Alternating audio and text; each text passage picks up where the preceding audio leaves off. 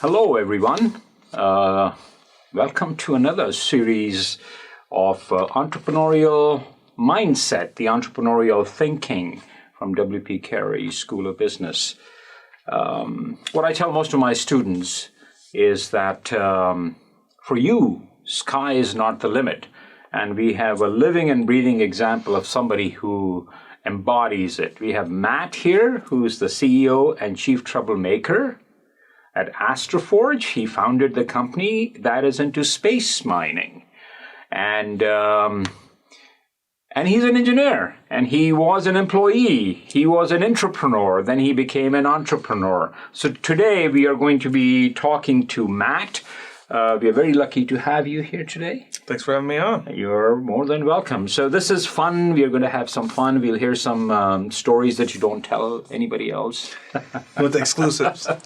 The exclusive. But tell us about your background. Tell us about your growing up. Tell us about were your role models, entrepreneurs, or rocket scientists? What was that? Yeah.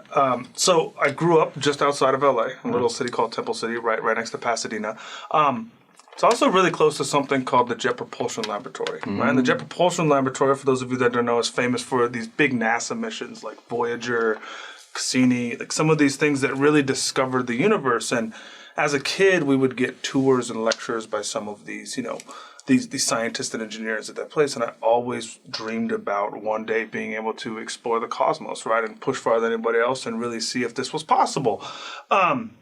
But like every little kid, and I think, to take us back too, also a lot of kids wanted to be an astronaut. Yes. And I talk about this all the time. Like a lot of kids grow up, I want to be an astronaut. I never wanted to be an astronaut.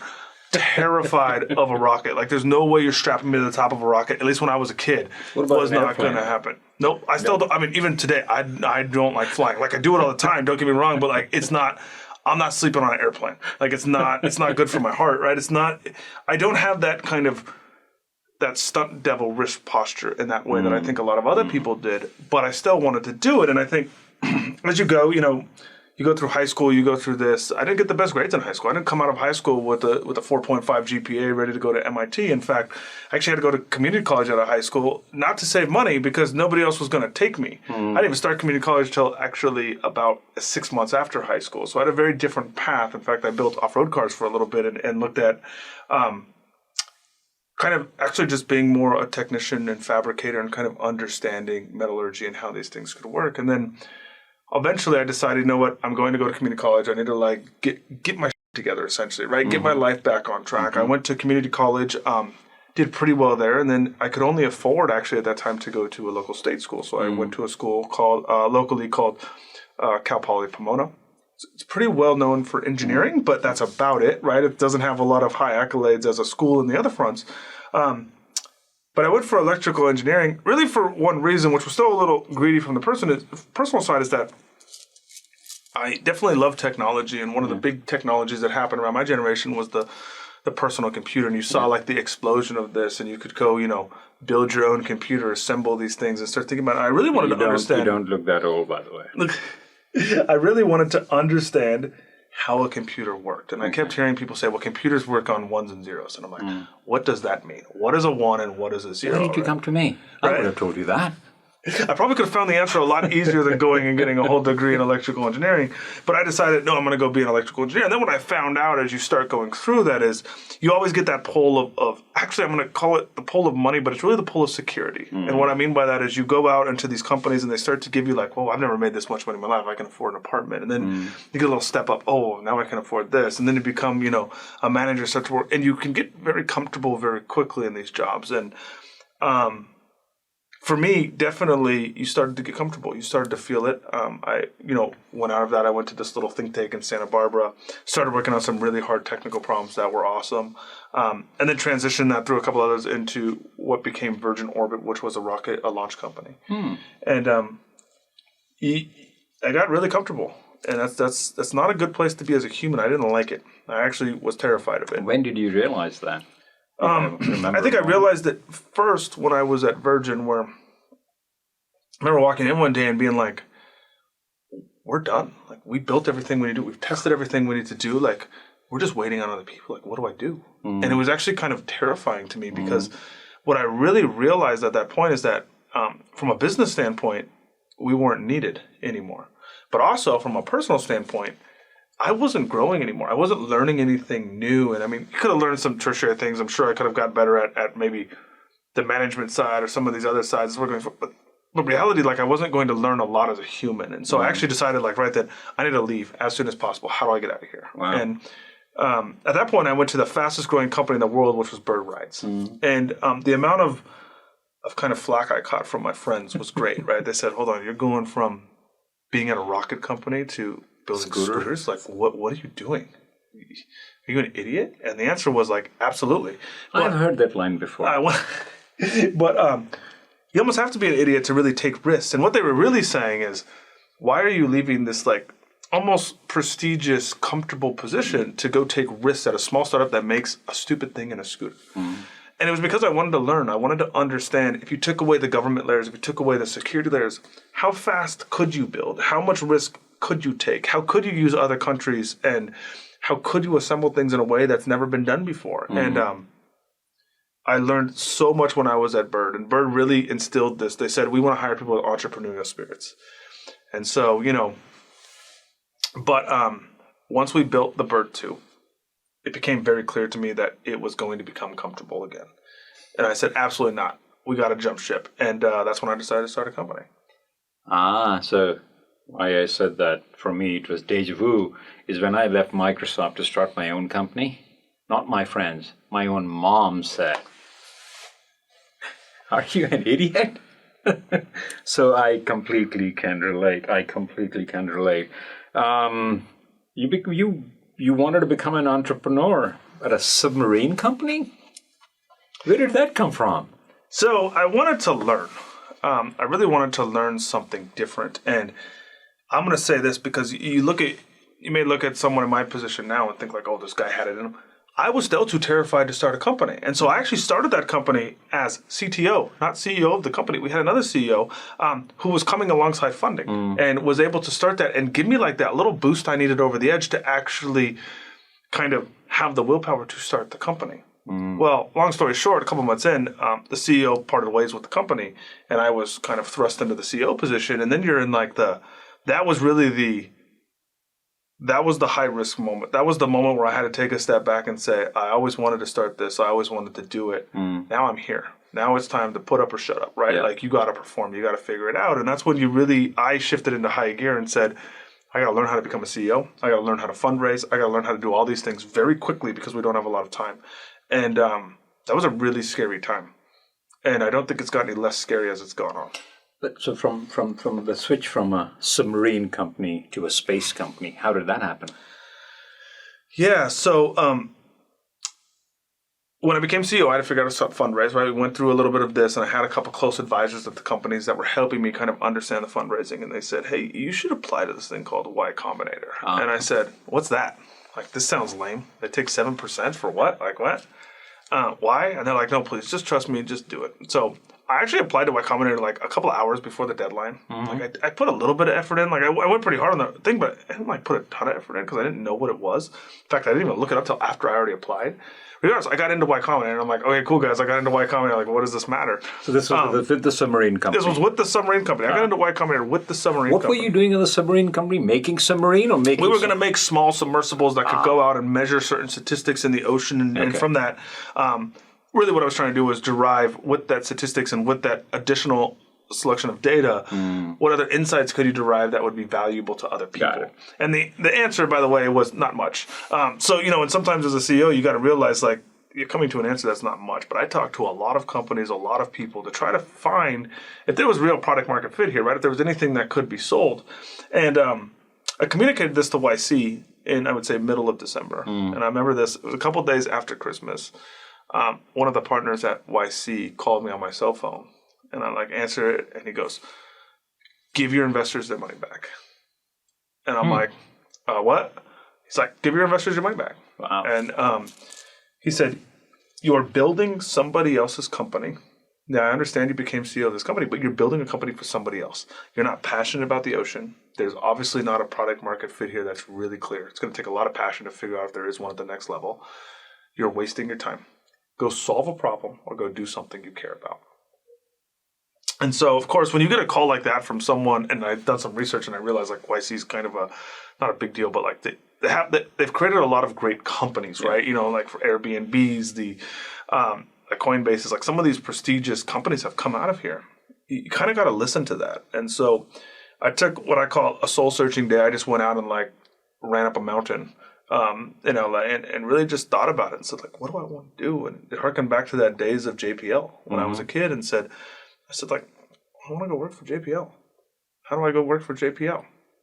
And so the real story with AstroForge is AstroForge wasn't started as a company. It was started as a passion, and that passion was to make a commercial JPL, which is, by the way, one of the stupidest ideas for a business you could ever say. Like, how do you start a government? Like, I'm going to take a government organization and just start it. But I knew that if I did it that way, I could really... And JPL is the Jet Propulsion Laboratory, right? Those interplanetary deep space missions that cost billions of dollars that are all... That's what I wanted to go do, but obviously you got to really study that and say, okay, if I assume that I can build a spacecraft that can go to deep space, that can operate for a fraction of the cost, I think this is very much the exercise Elon went through in the early 2000s with SpaceX. He said, we have a Delta IV, it costs $400 million. I look at the bill of materials. Why does it cost $400 million? Yeah. What am I missing? And he's probably missing a little bit, but like it didn't end up costing $400 million. We also see that reflected in the price of Falcon now. I really did the same exercise on deep space mission. I said, why the hell does something like Psyche cost like $980 million to make, right? And what is going into that? If I look at the bill of materials, it's not $980 billion or $1 million worth of material. What am I missing? And I'm gonna be honest, I'm probably missing something. But I don't think I'm missing $980 million of something, and I think it's a fraction of the cost. If you can concede or have a thesis that that is going to happen, what could you do with that technology, right? How could you push farther, and like what insights could you get from it? It became pretty clear to me during that thought exercise that asteroid mining it's an idea that's been around for a while. It's not like I've come up with it.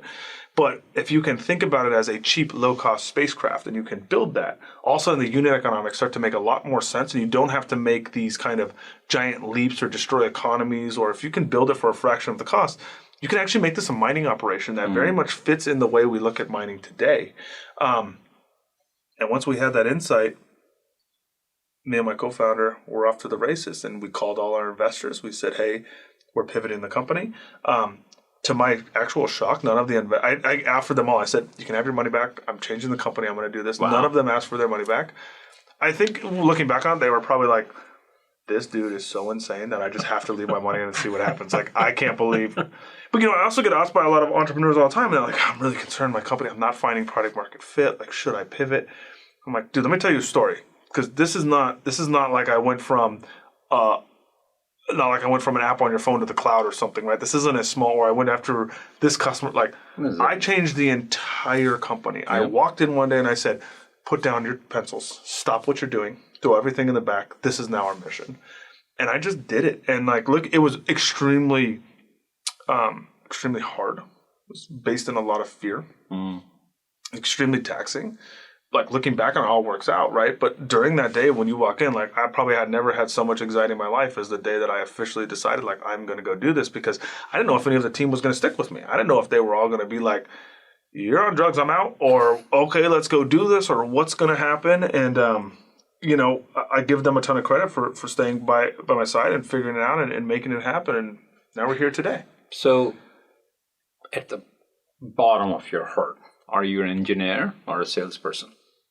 I'll always be an engineer. Like, that's what I love. I love the science. I love the exploration, right? But I don't think there's a difference. And I think as you go through life, like, you might realize this, even if you're an engineer, you don't get to go to a company and just do whatever you want to do. You actually have to sell those ideas to people. If you think you're good enough, you can say, like, hey, I look back to my time at Virgin and, like, how did I end up in the position I was running these different teams? Is, well, I sold all the ideas that I was capable to the people above me, and you kind of hone that skill the whole time. And I think even the best engineers are great salesmen as well, right? And I think that's how it works. I wanted to become an engineer because I hated sales, but I realized that once I had my own company, sales is all I did.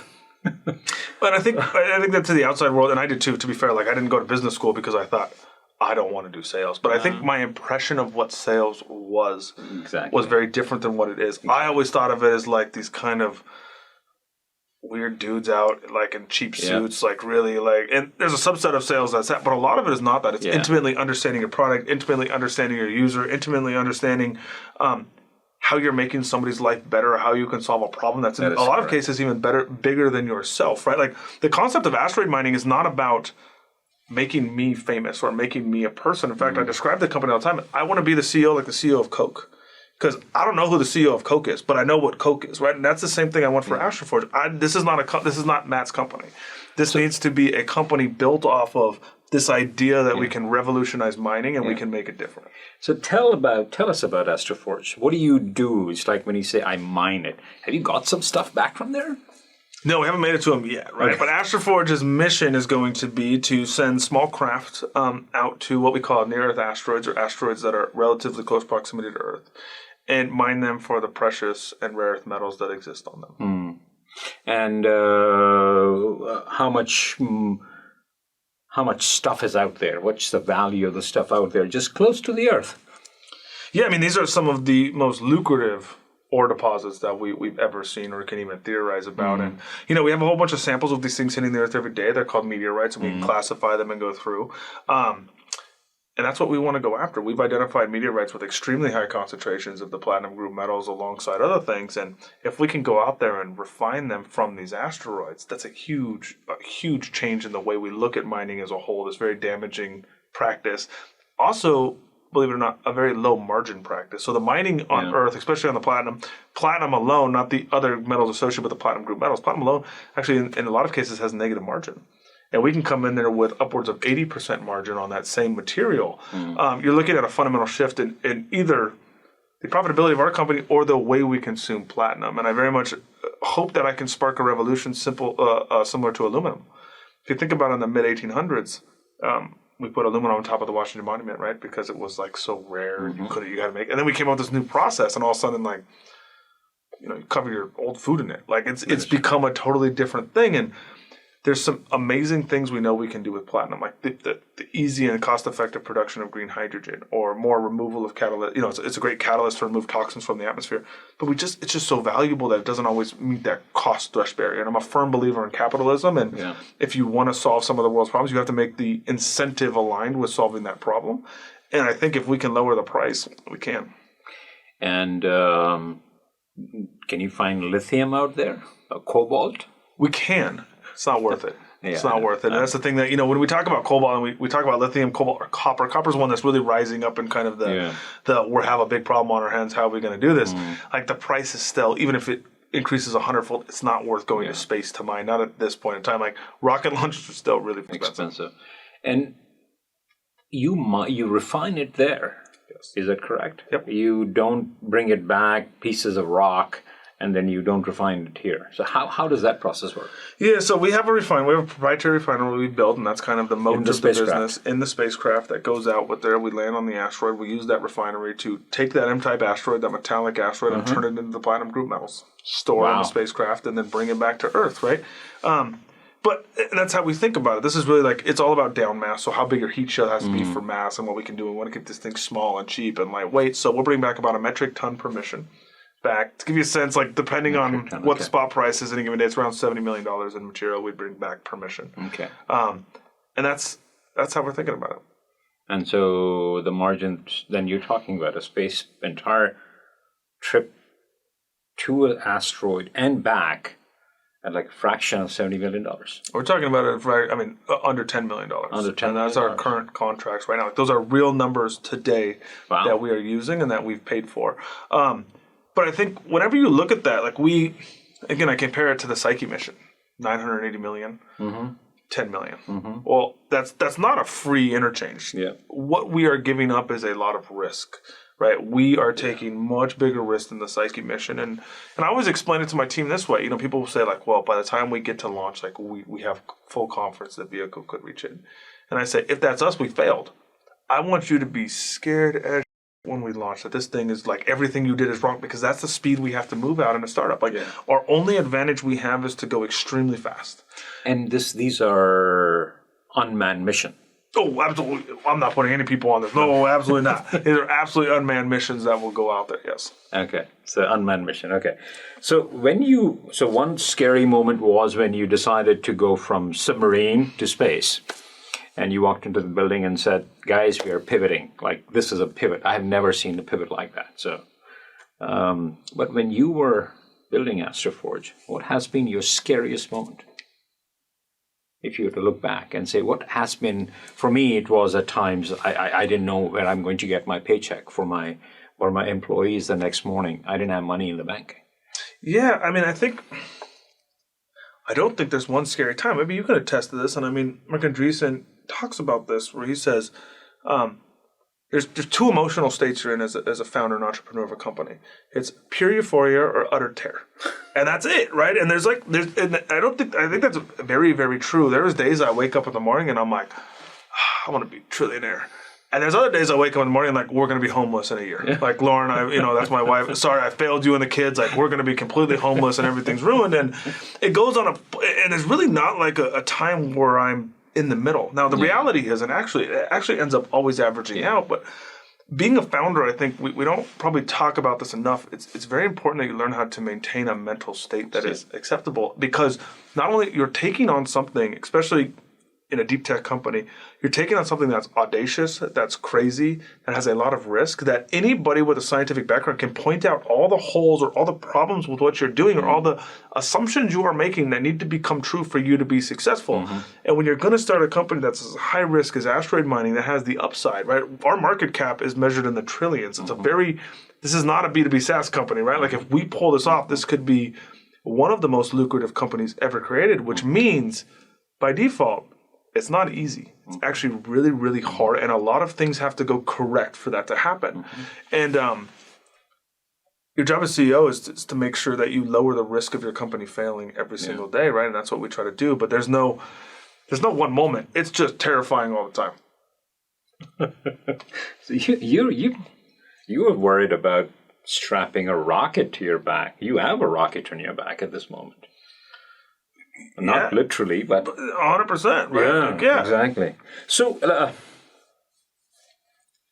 being in space, so if you were to paint a picture, a vision, which could be kind of like a science fiction thing, but real, most of science fiction is coming real, 10 years out, maybe 15 years out, what would this look like? Not your company, part of an ecosystem.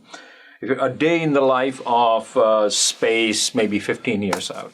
Yeah, I'm going to say this, probably to people's chagrin.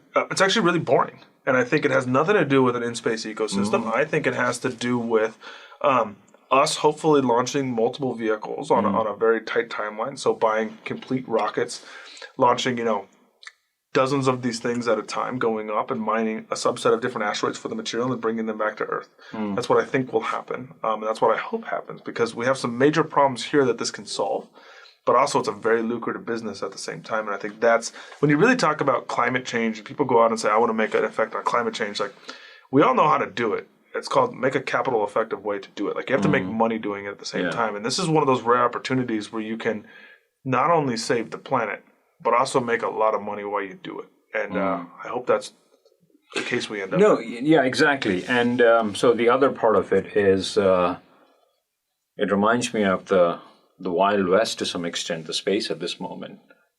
What happens when the other guys start to say, that's my asteroid?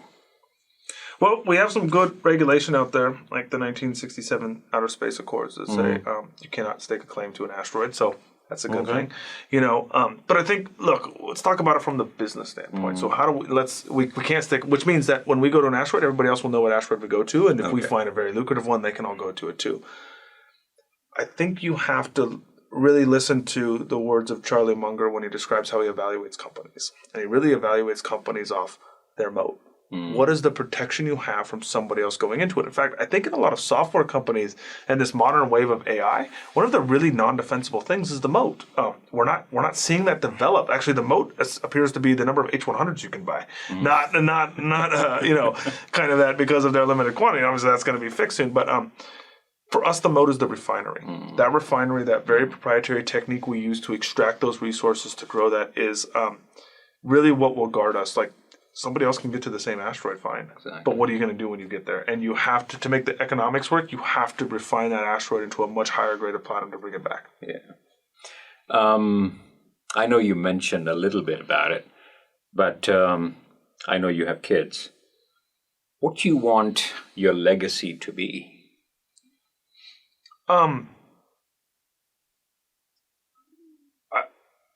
I don't necessarily do this for a legacy or want a legacy. I want my kids to see that I worked really hard and took a lot of risks, but I actually don't think it's important that I succeed or fail.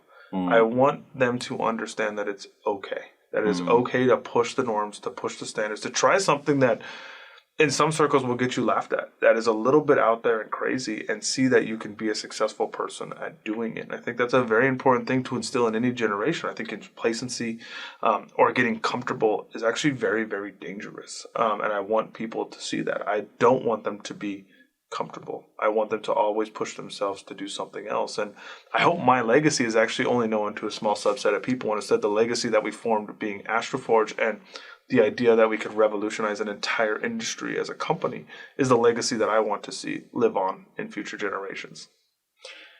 So, to all the students who are watching, all the people who are watching actually, who are sitting on the fence and saying, this is scary. God, your story that you're telling me, pivoting on a dime, and you literally turn an aircraft carrier on a dime and taking all the risks. What would you tell them who would like to say that I want to become an entrepreneur, but I don't know where to start, or I'm just like a deer in a headlight? It's a hard one. My honest response to them would be, I would tell them, don't do it. And the reason is because you got to be, I'm going to say this in the nicest way possible and hopefully not offend anybody else other than myself. You almost have to kind of be stupid to be an entrepreneur. Because what you're telling yourself is that you can do something better. You firmly believe you can do something, or you can find a solution to a problem faster than people who have billions of dollars behind them in every case. That's what you're saying. And that almost every time you are to go on a whiteboard or you're to use some logic reasoning on starting a company, almost every answer you're going to get is this is dumb. Not possible. Don't do it, right? Yeah. So you have to kind of be a little bit out there. And I think if you're somebody who, I don't care what it is, either just goes way too deep on something or way too hard on something you're doing, that's kind of the mindset you have to have. And I'll also say this, people have it at different phases of life. I actually did not have this mindset in my early 20s. I had a very different mindset. And it wasn't until I went through some careers and decided, like, I don't want this, that I really started to form this mindset. It's gotten like more aggressive as time goes on, to the point where I'm like just fundamentally broken as a person, right? And that's kind of where you have to be in order to be an entrepreneur. So to people listening that want to go start a company, if you're on the fence, don't. Go get a job at a really fast-paced startup. Go get a job that you think is crazy or not in a comfortable field. Do not go work at a large company. Go work at a very small company. Go there, see what it's like. And you're either going to gravitate towards that kind of chaos, that ambiguity, that uncertainty, or you're going to be like, this isn't for me. And probably in 2 years, you're going to know, okay, I think I can do this better than these guys, or absolutely not. I'm going to go work for the government and have a nice 9 to 5, right? And like both of those are great options. I don't want to ever knock anybody that wants to work a normal job. I think being a founder is not something to be glorified. It's not something that should be like thought of as a prestigious thing. In fact, most founders end up very broken or in a very different spot. They're not able to raise any money. I was very lucky in that we were able to raise money, and we were able to learn the skills to sell this company quickly and fast enough to go do that. And it still doesn't mean success, right? Like, I'm still sitting here today being like, hope we raise the next amount of money, or like it's always terrifying, and you have to be mentally stable enough to do that. Would you ever be able to go back and work for a company? So I think that yes, and the reason I say that is not because I would ever want to. I think a lot of founders will say no. I have other people that depend on me. And if this fails and I am not able to, like, I still have those people. And at some level, I owe those people that depend on me, my children, my wife, I owe them a debt of gratitude for letting me go start this company and doing that. And so would I want to? Absolutely not. It would be soul crushing and probably just destroy me as a person. But at the end of the day, sometimes you have to think bigger than yourselves, and there's other people that depend on you, and that may need to happen. With that, thank you, Matt, so much. This is what's we call talking from the heart, and not pre-planned. So I really appreciate you coming today. It took me back to my days as an entrepreneur, and I was reliving some of those days of raising funds and dealing with the ecosystem and so on and so forth. So great pleasure. Hopefully when you become humongous, and our wishes are with you, that you become huge. For you, space is also not the limit. Do come and visit us again and share some journeys with you. Absolutely. With that, thank you. Thank you so much. Thank you so much for listening. And there is more to come next time.